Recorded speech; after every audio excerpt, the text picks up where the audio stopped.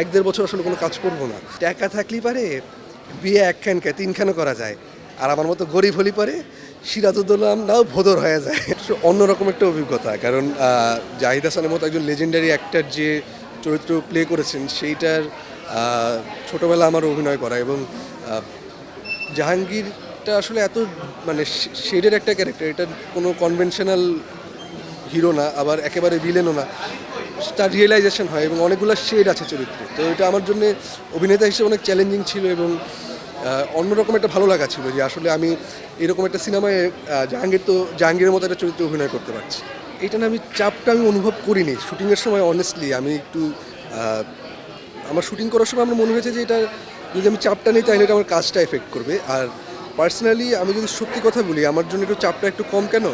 কারণ জাহিদ হাসান, চঞ্চল চৌধুরী, জয়া হাসান, অপি করিম, আফসানা মিমি, তারেক আনাম খান, সুনেরা আপু, সুনেরা বিনতে কামাল, এনারা আসলে শুধুমাত্র লেজেন্ডারি অ্যাক্টর হওয়ার পাশাপাশি আমার এদেরকে ছোটোবেলা থেকেই এনাদের সাথে বড় হওয়ার সুযোগ হয়েছে আমার। তো এনাদেরকে ছোটোবেলা থেকেই দেখা, তো সেই ক্ষেত্রে আমার জন্য একটু চাপটা একটু কম ছিল। তো আর চাপ যেটা, যে জাহিদ হাসানের মতো একজন অভিনেতা যে চরিত্র করছেন সেই চরিত্রটা আমি করছি, আমার ভুল করার সুযোগটা কম ছিল।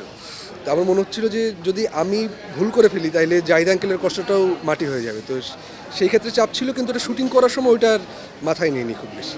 না, এটা হচ্ছে আমার ক্যারিয়ারের সেকেন্ড সিনেমা। এর আগে গত বিজয় দিবসে সিনেমা রিলিজ হয় আমার, রসিকাথার জমিন প্রথম সিনেমা। তারপরে এই ঈদে প্রথম রিলিজ আর কি। আমার ইচ্ছা আমার শুধু রোম্যান্টিক হিরো না, আমার সব ধরনের চরিত্রে কাজ করার ইচ্ছা। কিন্তু মানুষজন যেহেতু রোম্যান্টিক হিরো বলছে, তো এটা অবশ্যই করার অবশ্যই ইচ্ছা আছে। বাংলাদেশের চলচ্চিত্র তো প্রচুর মানুষ ফলো করার মতো আছে। প্রথমেই যদি আমি বলি, আমাদের মেগাস্টার সাকিব খান স্যারকে অবশ্যই বাংলাদেশের সিনেমা বললে এখন একমাত্র তিনি। তারপরে শরীফুল রাজ, চঞ্চল চৌধুরী, এনাদের তো আসলে এনারা সবাই অনুসরণীয়, অনুকরণীয়। আসলে সত্যি কথা বলতে, দর্শকের এত ভালোবাসা পাচ্ছি উৎসবের পরে, এটা আসলে কোনোদিন চিন্তা করিনি। এবং জীবনে প্রথমবার তো আমার কাছে মনে হয় যে দায়িত্বটাও বেড়ে গেছে আমার ক্যারিয়ারের শুরুতেই এরকম একটা দর্শকের এত প্রশংসা পাওয়া। তো আমি চিন্তা করছি যে আমি 1-1.5 বছর আসলে কোনো কাজ করব না। আমি আমার অনার্সটাও শেষের দিকে, লাস্ট ইয়ারে, ফাইনাল ইয়ারে অনার্সটা কমপ্লিট করি, আরেকটু অভিনয় শিখি, নিজে একটু ধাতস্থ হয়ে তারপরে বড় পর্দায় আবার কাজ করি।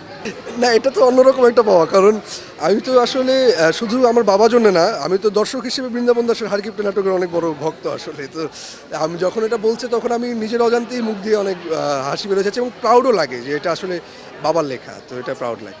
এটা হচ্ছে কোন নাটকটা আমার ঠিক মাথায় নেই। এটা হচ্ছে চঞ্চল চৌধুরীর মুখ দিয়ে সম্ভবত ডায়লগটা আসে। তো তার নাম থাকে সিরাজউদ্দৌলা, কিন্তু ওকে সবাই ভোদর বলে ডাকে আর কি। তো বলে টাকা থাকলেই পারে বিয়ে একখানকে 3খানা করা যায়। আর আমার মতো গরিব হলেই পারে সিরাজউদ্দৌলা নাও ভোদর হয়ে যায়।